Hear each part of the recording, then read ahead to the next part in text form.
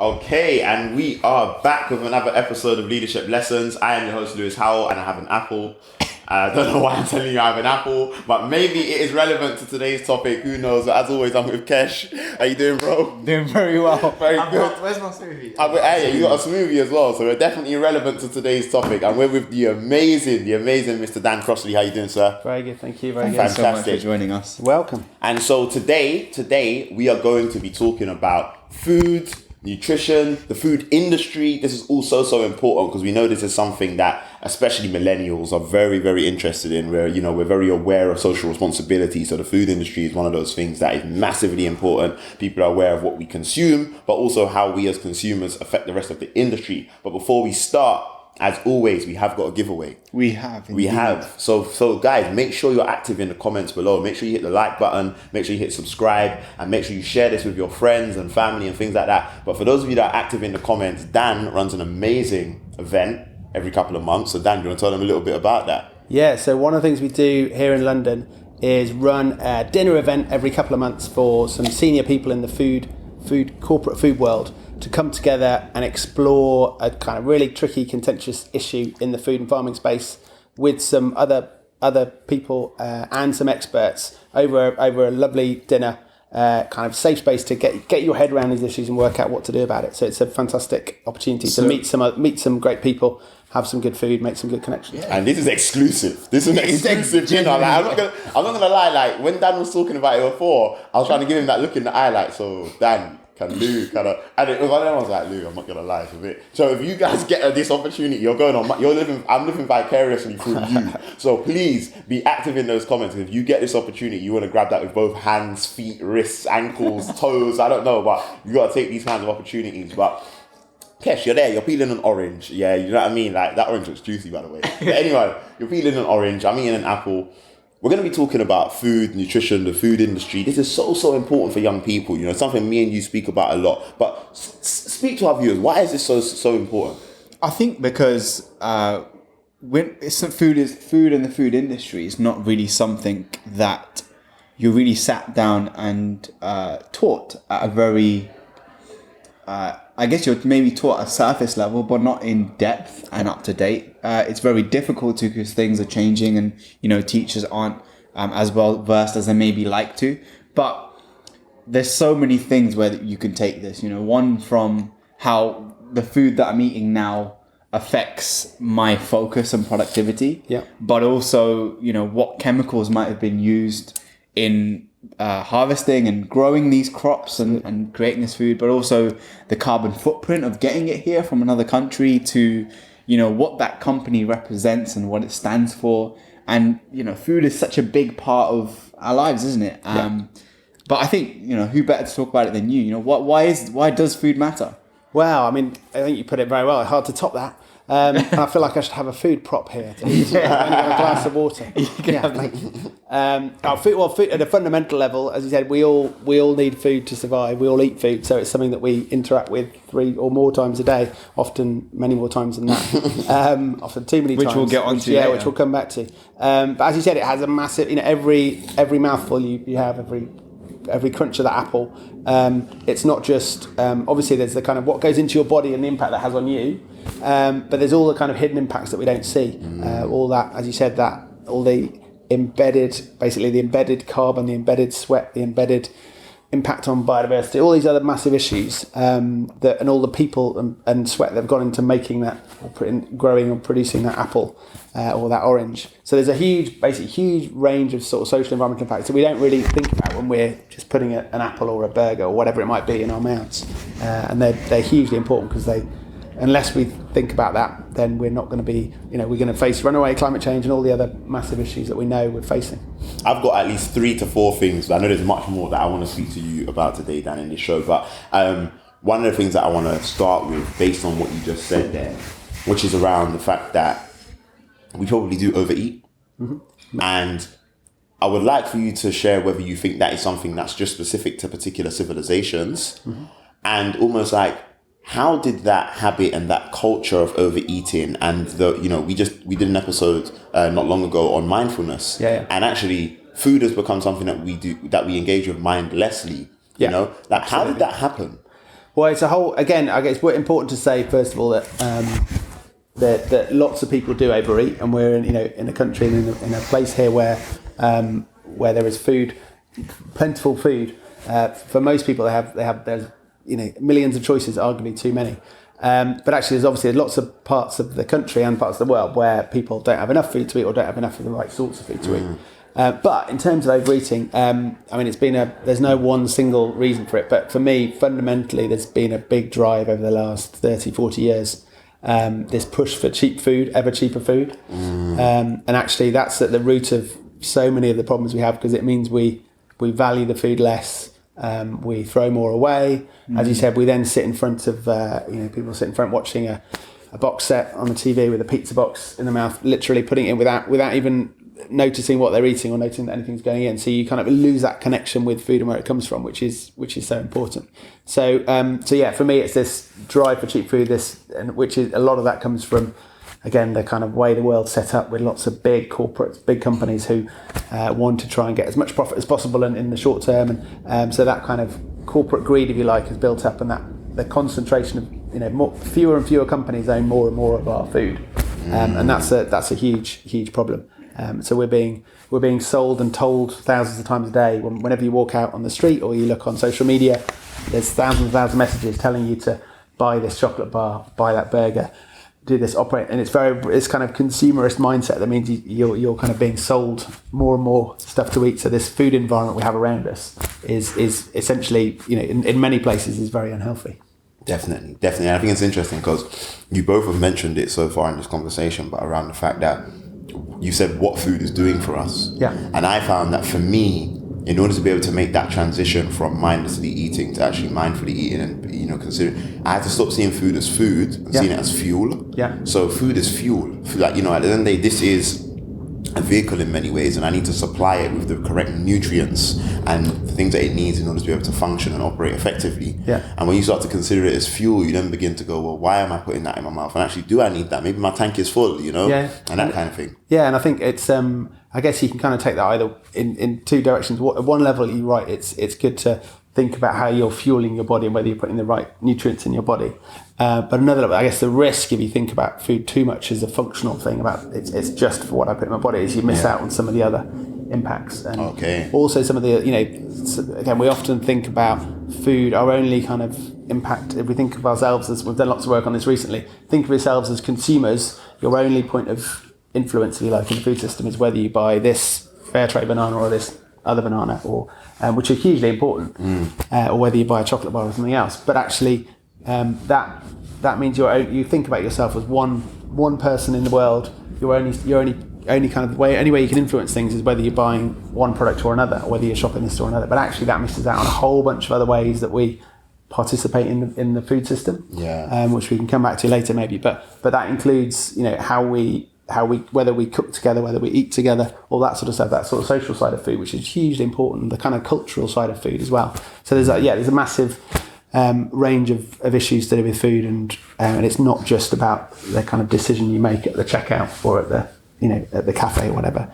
It goes way beyond that. What are some of the key sub-sectors within the food industry that are currently facing the most challenge in terms of the way in which consumers make choices, or the way in which manufacturing and farming and things like that are being done? So those new processes for manufacturing and farming, what are some of the particular sectors within the food industry that are currently suffering or facing the most challenge because of that? Yeah, I would say I might briefly, by way of background, I worked in the food industry, as you call it, a number of years ago now, for a couple of years, so 2 or 3 years, and then I've moved into the kind of not-for-profit sector. And so I guess I'm fortunate enough, over the years, I've got to work both kind of in and with lots of different food companies, big and small, and with lots of other NGOs, social enterprises and others that are doing fantastic work across the board. So yeah, for me, there's a huge, I don't claim to know the whole sector inside out, but I guess we've built up good relationships. So in terms of, I guess one of the points I'd say is that we often think about the sort of food system as a kind of a chain where we've got us, as we often think of ourselves as consumers at this end of the chain, and then you've got your retailers and kind of caterers and others that you buy food from here, and then obviously you've got your producers and sort of big food companies that are making and often pulling together lots of this food, and the sort of farmers and producers at this end. So kind of we think of it as a chain like this, but actually in reality we're many people grow their own food. Many of us are actually producers. Some people have investments which through pensions and stuff, which actually go and support different companies. So the point is that we're kind of, rather than thinking of this as a sort of chain where we're at the end of the chain, actually we're in reality it's a much messier picture than that. I mean, in terms of your question about different sectors of the food system and kind of how they're doing. So again, a massive question, but certainly if you look at there is pressure all the way in all the different parts of the food system. So you've got, as I said before, you've got some of the big retailers and stuff who have lots of power, but you've also got lots of people don't often think about them, but lots of big agribusinesses, as people tend to call them, at the sort of the closer to the grower end of the spectrum, but who own lots of the world's seeds are in the hands of only kind of three, four companies. So actually, there's lots of power at kind of those ends of the chain, and then lots of smaller and sometimes big organisations in the middle that are being squeezed. And they're, ultimately, whenever you're buying some cheap food, something has to be exploited and has to give for that, in order for it to be that cheap price that you're paying for it. Okay. So actually, hence lots of farmers, in the UK, here in the UK, but also in many countries, are really, really feeling the pressure. Many sort of caterers and retailers, smaller retailers and stuff, are feeling the pressure.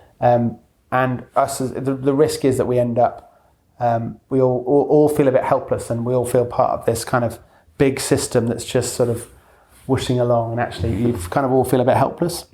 And again, as I touched on before, this idea that we all need to adopt this citizen mindset rather than the consumer mindset. Yeah. And not criticising, you used the word consumer before, which we all do. But actually, what we need is not just about individuals thinking of ourselves as citizens and whatever, but actually it's about all the organisations that are in the food system thinking with that kind of mindset as well.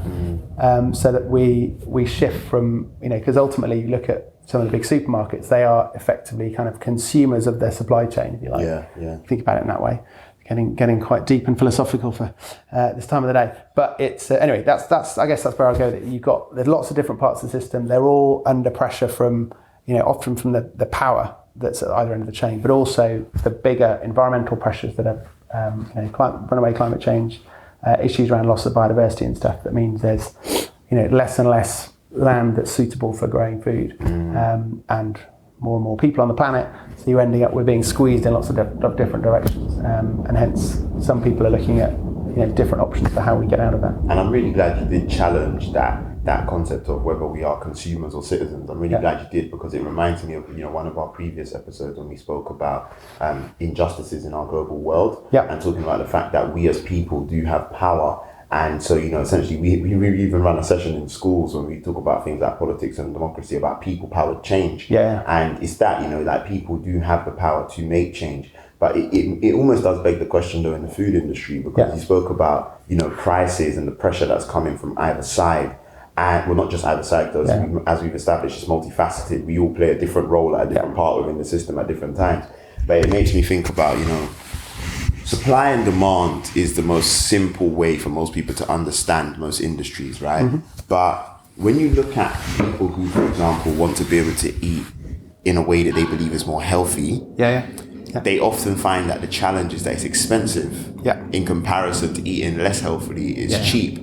Is there a way, so there's kind of two questions here, is there a way of being able to eat products that are genuinely highly nutritious without having to spend an arm and a leg? And two, how can we as citizens actually go about affecting the prices of those foods that are highly nutritious? Again, good questions. I guess the first thing I'd say, just a brief but really important point, is when we often talk about kind of healthy diets and how hard they are and how expensive they are and stuff. Yeah. And actually what we need to be thinking about is diets that are healthy, not just for people, but also for the planet. Yes. So it's this idea of kind of healthy, sustainable diets, which is, may or may not catch on as a mainstream phrase, but actually that's really important. I get in terms of price, you're right. Often it feels like sometimes it's true, sometimes it's kind of a perception that healthy food is more expensive than unhealthier food. What I'd say is we're paying, here in the UK at least, we're paying kind of 3 times for our food. Right. So there's the price you pay at the checkout, which is what we think of as the price of that chocolate bar or banana or whatever it might be. But actually we're also paying through our taxes, those people that are paying, our taxpayers, paying through, for subsidies for much of the food that's produced, and also the cost of clearing up, which we don't think about. Again, through our taxes, we're paying, many billions of pounds in the UK example for the health service to treat people with diet-related diseases is many billions of pounds. And similarly, environmentally, there's lots of costs of clearing up rivers where there's runoff from farms, etc., pollution runoff. So actually, the price at the moment, the system's skewed. This will be a long answer to your question. No, please. The system's skewed. So essentially, we've got at the moment, the way the system's set up, actually, you're right, healthier and higher animal welfare and better environmental foods are often, not always, but often more expensive than the kind of worse option. But actually, if we did factor in the sort of true cost, the externalities, to use the economist jargon, if we kind of brought those costs into the food and actually paid a real true price for our food, then actually it would flip around the other way, and would be the healthier stuff that's better for people and planet and animals would be cheaper than the stuff that's with all the costs considered. Yeah, with all the costs brought in, basically. That's the kind of long term, but that change isn't going to happen overnight. We're starting to see it a little bit again in the UK here with things like this, levy on sugary drinks that's coming in soon, and in a number of other countries as well. That's a kind of, in a way, it's a way of testing the water on. It's saying, okay, we know that sugary drinks aren't good for us. If we drink a lot of them, people should pay a little bit more for it. And that's a test, if you like, of the direction we might go with that. But that, in terms of bringing it back to what can you or I do as an individual, and how can we helpfully on a budget? It is possible. Okay, that's the other important. It is possible to eat well on a budget, and there are people out there, influencers out there, who are doing that. People like Jack Monroe here in the UK and others who kind of promote how you can do that. And fundamentally, there's some simple stuff we can do that helps cut the cost. And again, simple in theory. It's often hard when it's ingrained and you want to get rid of it. But it's the stuff like planning so you waste less food. Because we're, as a society, we're throwing away 30, 40, or some people even think 50% of the food in the world is lost or wasted at some point in the chain, which is crazy. Think about all the impacts that go into that, but also all the costs. And on that, I think the crazy thing is, like, my dog, he eats better than most of humanity. Absolutely, yeah. Well, that's it. Often that's the case. So it's not just us overeating, but it's extended to our pets. Exactly, we're passing that on.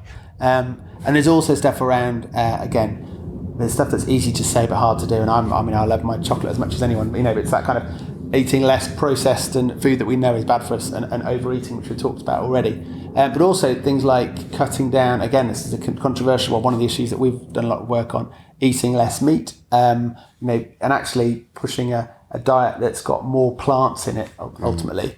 And that doesn't mean we're not. I eat meat myself. I'm a kind of part-time carnivore, or whatever you want to call me. But actually eating, again, often meat is, not always, but often meat is the kind of most expensive part of the meal. And actually, if you can have more, and again, recognise there's cultural issues at this in different countries. If you can cut down your meat consumption and eat a little bit less meat, and when you are eating it, try and eat stuff that's better welfare and better quality. Actually, that's good for you and good for the planet and for the animals, and good for your purse strings as well. Definitely, 100%. I've got so many questions. Like, Kesh, I know you had one or two things that you specifically. So I guess the thing that I was thinking about while you were talking was, and the question, and I know this is going to be putting you kind of out there a little bit, perhaps, but where are we headed right now? Because sometimes a lot of the things that you're talking about, with regards to the cost, for example, you pay 3 times, because there's not an immediacy, you don't see it. Yeah. It's out of sight, out of mind, right? Yeah. And with the current status quo, I'd love to hear, where are we headed? Yeah. and what's at stake here, because I think there's sometimes, even for me, a lack of compelling factor of, this is quite urgent, I need to really pay attention to this. And you're hosting great events like Food Talks, which highly recommend you guys come check out. Definitely. You're pretty You can busy try, with but it. listen, You can literally, try. as soon as I get the email saying Food Talks is happening, it sells out. So you can try. You can try, but I highly recommend it. Live stream or something. Good sign. But where are we headed? Where are we heading? Depends if I'm wearing my glass half full or half empty hat. Let's go half empty. Let's go half empty. Well, I mean, we've done some work recently working with a whole bunch of civil society organisations in the UK on food and farming, understanding what they're working on and where we're at. And the blunt story is that most of the kind of measures that we use to judge how we're doing, how the food system's doing and how we're doing, are moving in the wrong direction. And it's quite a depressing picture. You think actually, it's the sort of stats like if we on the climate change, just as one of the many issues that are important in this, if we kind of brought in zero carbon cars and zero carbon homes and energy and stuff all kind of overnight, which isn't going to happen sadly, but if we did, if we carry on eating as we are, we're going to bust the kind of 2 degree limit on global warming by the midway through the century, just with our food impact alone. So that's the sort of, again, the kind of scary reality that we're in. Actually, we need to, we can't just make these little changes here and there. Actually, we need to make fundamental shifts. And again, some of that comes down to, that doesn't mean just, you often, as I said before, often feel helpless, me or you as an individual, what can I do?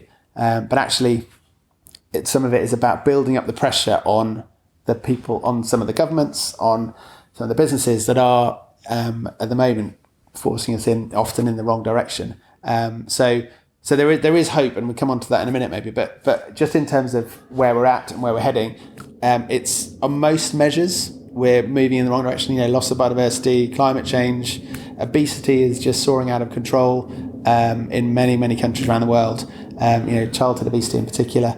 If you look at sort of issues around treatment of people, some of the in some parts of the world that's improving, but in many there's still huge issues around how workers are treated, and more people, even in a country like the UK, which is a relatively rich country, many of the people that are serving us our food, whether it's in schools or in restaurants, whatever, many of those can't afford to feed their own families themselves. So the whole issue around which we touched on, around poverty and affordability of food is scary as well. So there is this kind of, it can be paralysing if we're not careful. This kind of reality around us that actually, if we're basically eating the planet. Is one way of thinking about it. The planet can't sustain this for very long. The amount of land that it takes to rear livestock. Yeah, you could feed far more people if you were to. Yeah, and again, there's just with livestock alone, that contributes. Again, there's a bit of debate about this, but most people accept it's about 15% of the world's greenhouse gas emissions come from livestock alone. Wow. So which again, most people don't think about. You think, surely there can't be much. My biggest impact must be in whether I drive or not, and that's massively important. Left the lights on. But actually, whether you eat a burger or not it can have a massive impact. And you're right. I mean, again, this is not anti-meat. People can still eat meat, but those kind of impacts are quite scary. I guess just a bit on a more positive note, there are lots of movements out there, lots of organisations, initiatives, and stuff that are happening, that are bubbling up, that are actually really exciting, and actually there's a sort of, again, a bit of a polarised space in a way. There's some out there who are pushing a big kind of some of the high-tech solutions and alternatives, which some of them could be really interesting. And people talk about vertical farms and about there's here in London there's kind of underground caves in old London Underground stations that are growing salads and stuff that aren't in soil. There's people talking about lab-grown meat, that doesn't need to have big factory farms full of animals who are pumping out methane and stuff. So there are, so there's a kind of techier end of the spectrum, again, which certainly me and my organisation would be, I think, are worth exploring some of those options, but crucially don't kind of embrace them without question, because there are risks attached to some of those, and they need to be we need to be very careful with those. But equally, there are many, many solutions that are already out there. And it's often a case just of, sharing some of those solutions amongst farmers or from amongst different countries. And there are loads of really exciting, social businesses and stuff that are doing fantastic stuff, trying to tackle, issues around inequality and a whole bunch of other sort of social issues, but through the medium of food. And there is some fascinating stuff going on in food. It's a really, really vibrant place to be, and lots of organisations that are pushing government and some of the big brands to do a lot more. So with those particular movements, one of the things that I've seen a lot is a lot more people are talking about the importance of growing our own food. Yeah. And, I'm sure there are, because just knowing you as an individual, Dan, and the type of stuff that you advocate, I'm sure there are probably multiple benefits, as well as certain things that we need to consider as well, though. Yeah. And what are some of those benefits and considerations we need to make before deciding to look at actually growing our own food? Yeah, and again, it's worth saying we need to be careful with that. Again, there's a sort of many people, vast majority of our food at a global level is grown by smallholder farmers in many different parts of the world, and often in a big city like London, and many other cities, we feel very divorced from food and where it comes from. But actually, growing our own food in general is something we're really encouraged, and it's fantastic. I guess we need to be careful that it doesn't turn into a kind of middle class pursuit that only a few people can do, which is the risk with certain types of food growing. But actually, there are there's lots of community farms and stuff and activities that are kind of taking off here in the UK that are really exciting, where everyone can get involved. But with kind of growing your own food, there is clearly there are certain things you need in order to be able to do that, like a bit of space. Which some people isn't always available, and some people have got that luxury. And where you have, make the most of it. But where not, you can still grow herbs on windowsills. You can, where you've got limited space, there is still stuff you can do. And actually, it's less about we can feed the world that way. That kind of, which I don't think we can. We do need to have some bigger scale farming. But actually, it's much more about, if we do that, we're much more likely to value the food and where it comes from. And actually, it's the story behind food. And you've got, especially with kids and young people, if they're involved in growing and nurturing that, tomato plant, whatever it might be, they're much more likely to want to eat it, for starters, rather than not eat it, which I've got 2 kids myself, and that's always a challenge, getting them to eat stuff. But also, you're much less likely to throw it away, and you start to understand some of the impacts that are with food that you wouldn't if you just walk into a sort of faceless supermarket or click a button online and buy some food. Yeah, well, I think that it's a great point that you make, because, you're going back to when we first started the conversation about valuing it again. So, like when I reference the fact that sometimes if you see food as fuel, sometimes you don't value it as much. But the same way that if you don't have that connection to the individuals, or at least the process of how food is actually grown and actually then provided for us and becomes an option for us, we may not value it in the same way. Absolutely. And then what you do get is people that are wasteful when it comes to food. Yeah. And then what you do get is like us contributing to climate change and all these different issues that we don't consider, you know? So maybe that is it. It's about going all the way back in the process, to say, well, actually, if we could just get people to value food and the process of actually growing food more, then we'd be able to do more. Yeah, and again, it's a. I think it's really powerful. It's a hard thing sometimes to do in practice. It's kind of easy to say, but actually, we do need to radically change where we're at with food and our relationship with food. And there's a stat that I often quote, which is a kind of UK-based stat from a few years ago, but there've been similar studies since, where they did a survey of a couple of thousand people representative of the UK population, and they asked them where does a bunch of questions about food, and 36% of that particular group didn't know that bacon came from pigs. So 36%, and I thought, this must be 4 to 6 year olds, which is kind of the age of my kids, but actually it was 16 to 23 year olds. Wow. So 36% of 16 to 23 year olds didn't know that bacon came from pigs, and that's not sort of a patronising telling you, tell people off for not knowing that. It's just a kind of, for me, it's a shocking indictment of our education system in a way in the past, and how we've been. There's been a couple of generations where we've sort of lost. Many people have lost cooking skills and have lost. Food is starting to come back on the curriculum, which is fantastic. And for me, it's hugely important that people get involved and get their hands dirty with food and get making food and see where it grows. And and even go to visit, it's slightly older kids perhaps, so go to abattoirs and things and actually see the reality of food and how it's produced. And again, that will put some people off. Or go to a landfill site and see where that food that you're throwing away is ending up, because councils are struggling to find places to throw those things away. Absolutely. The thing that I wanted to bring in here actually was a segment of our show, which our viewers will know, which is Social Reform Fail of the Week. Yeah. We were talking about this earlier, and I'm sure there's plenty that you could probably Where to go? rip into. But right now, I guess, why don't we go a bit more kind of from a personal or professional point of view? What's the social reform fail in the food industry or in this system that you see that concerns you the most? Well, I think, again, sadly there are many more than there should be to choose from. I guess one thing, if it fits into this category, but one of the things that's hugely frustrates me is about language and about framing, which is very broad. But actually, so to put that more tangibly, there's an example. A newspaper here in London recently ran a campaign which was kind of with the hashtag End Waste, End Hunger.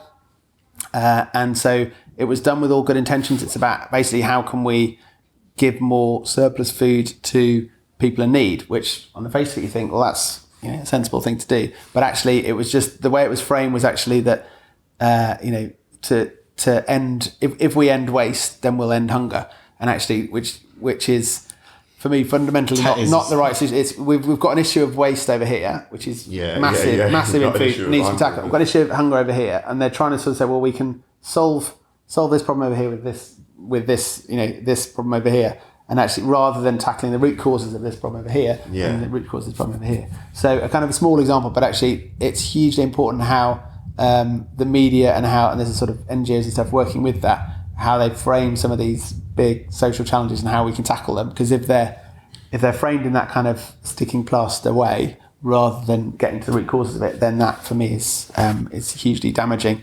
And we need to think much longer term with some of these solutions. Not all energy is productivity. So Absolutely. That's a great example of that. And because of your profile and stature, I won't get you to name which newspaper that was, but you know who you are. You know. But yeah, go ahead. Indeed. Exactly, yeah. So we're going to go on to our next segment of the show, which is Thanks for the Cut. So for those of you who don't know somehow what Thanks for the Cut is, this is our segment of the show where we share our mistakes openly. We're all about transparency, and the reason for that is because if you want to shine like a diamond, you got to get cut like a diamond. I'm quoting Eric Thomas there. So, we go through various experiences and various learning curves where we make mistakes, but often in our society, what we're taught to do is hide them away and pretend everything's all good. I think it's also quite a British thing, but we could also argue what is British anyway, because it's changing all the time.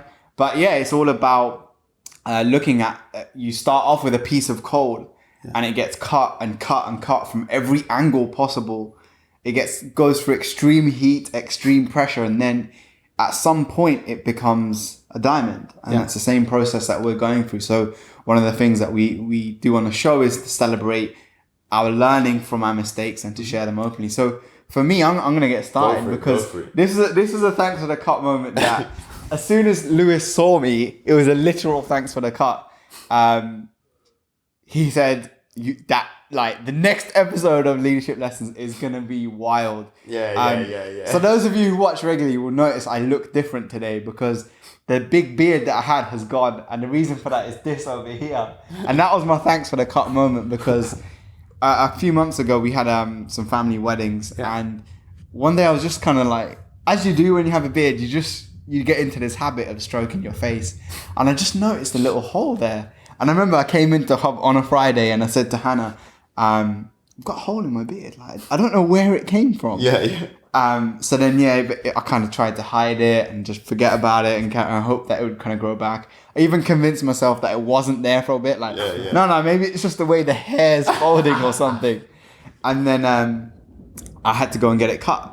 And when I got it trimmed, it was very obvious, as you can see now, that there was a hole. But I say this is a very literal thing and a very superficial thing. But even as intellectual and aware and conscious as you can be, I think the thanks for the cut for me here was the moment when, and I've got a bit more facial hair now, so I look more normal, shall we say. Okay. But when you saw me, it was clean. Yeah. So I looked like a 12-year-old, and I haven't had a clean shave in, I can't even remember the last time.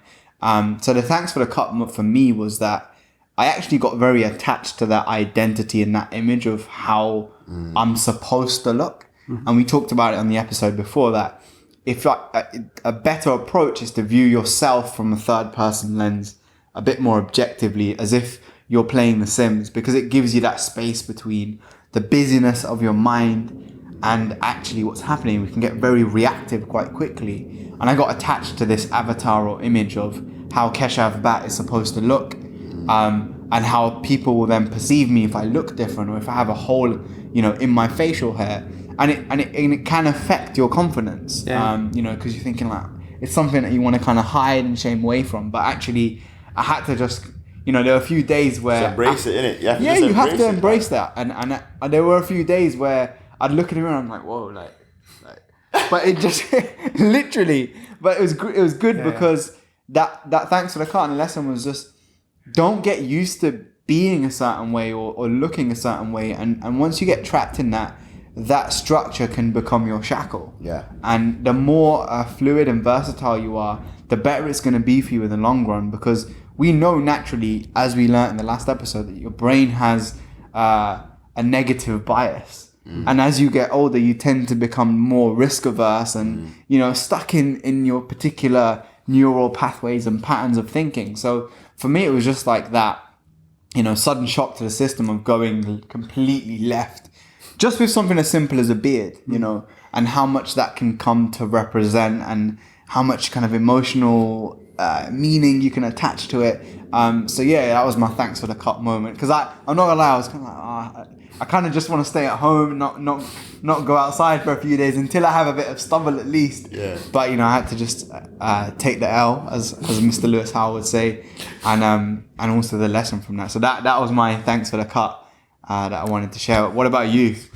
Me, well, I can't beat that really, and I didn't notice until you mentioned it. I've got the little white hairs growing back there now. So well, if it was about appearance and white, then I've got plenty of white hairs there to keep me going, and I forget that they're there until I look at myself in the mirror. I guess my thanks for the cut. I guess it's a fairly kind of in a way a mundane one, but it's something that a kind of trap I fell back into recently that I did a long time ago, which is. Which is all about sort of trust and self-belief and planning as well. But it's at its simplest. It was just partly because I didn't, partly because I planned it badly and had to do it late. But it was a simple thing about writing.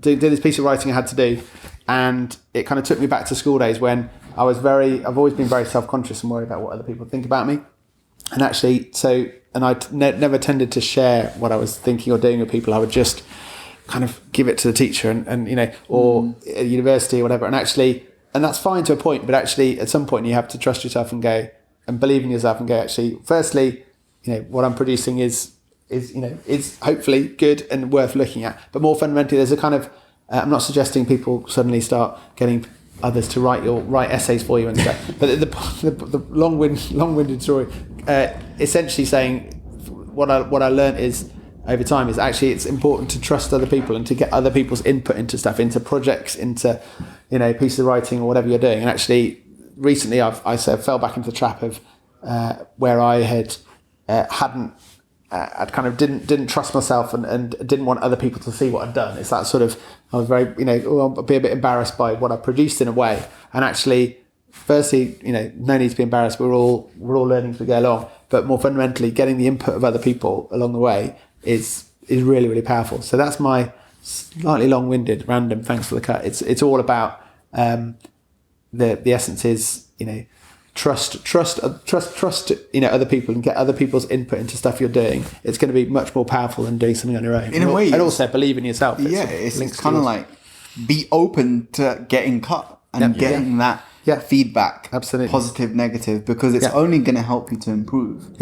And that's one of the things that I really value about the culture of transparency that I think I've seen quite a few organizations take on, where they're open, they're openly sharing. They have like a mistakes page on their website, which we do too. Yeah. And I think the benefit of that is you can just go and look and see what mistakes did they make and how can I learn from them. And equally, in you sharing yours, you're allowing someone like you, for example, if you came onto our site, you might say, "Oh, Keshav Lewis, I've had that mistake too. Let me just save you about 6 months of absolutely unnecessary energy, and just go right into it." So, and I guess in some ways that's what the Food Ethics Council is all about as well. Is like holding, not holding people to account, but obviously holding people to account, but being able to question others hopefully means that they're becoming a bit more open to being challenged and to being questioned. And in the same way, you can tell from the conversation we've had just how much you look at both sides to things. And that's because you're also aware of the fact that, you're going to be challenged. If you, for example, start to campaign and lobby organizations, you are now automatically have to open yourself up to someone challenging that. Yeah. And so I think that's almost the essence of the organization as well. Yeah, I mean, you're right. We I guess, and particularly within food, the space that I work in, there's often not a black or white simple answer. If someone says to me, "Are GMO, is GMO genetic modified organisms, is that are they good or bad?" And that's not the right answer, but it's not the right question. Sorry, but actually, it's more about how do we recognize that there's not a yes or no answer to that kind of question. Actually, we need to think more fundamentally and change, and provide people with the knowledge and the evidence to be able to make more informed decisions. But also to use what part of our role is to, if you like, to kind of empower the influencers or influence the influencers so that we can work with some of the big membership NGOs, sort of civil society organisations, progressive businesses and others to enable them to pick up the kind of evidence and the tools or the ammunition, if you like, that we're providing, so that they can use that to put pressure on government and others and some of the big brands who need to change. So it's very much about recognising there are lots of different perspectives, lots of different issues with this, us trying to bring different sides, different people together to better understand where it's coming from, so that we can move in a constructive way forward rather than the often kind of polarized debates saying, meat is good, meat is bad, or whatever issue, or sugar is bad, sugar is good, which aren't really going to get us anywhere. We're just going to get stuck. Definitely. Did you have anything else you wanted to add? No, I think we're almost out of time, unless there's anything else that you wanted to throw in. I've got so many different because I know things that I love when it comes to nutrition, when it comes to food, nutrition, day. things like this, there's so many questions that I can ask, but we're gonna have to get you on another time, Dan, or something. Love to come back. Thank you so much for being honest. And I got a question of the day for everyone watching. So leave your comments down below. It's a really simple one. Who is your favorite food company and why? So comment down below. We'll be replying in there as well. And special prize for anyone who can guess what one of ours is. We may have referenced it in a previous episode. I'm just saying. Kesh gets orders. That's all I'm saying. He gets monthly orders. So. The guy at the store knows me. Yeah. Exactly. So this has been a really interesting episode. And to wrap up, we've talked about the mindset shift that we as individuals need to create, which is not just seeing ourselves as consumers, which is quite passive and removed, but actually as citizens, where we're thinking collectively rather than individually, like we're existing in a silo, but instead existing in an entire network and village and system. So, remember this: wealth grows where men exert energy, and the difference that we see, it exists only at the periphery. It's at the center of every human being that we will find unity. This was episode 17 of Leadership Lessons. I'm Keshav Bhatt, this is Louis Howell and Dan Crossley. Thank you so much for watching, and we'll see you next time. Peace.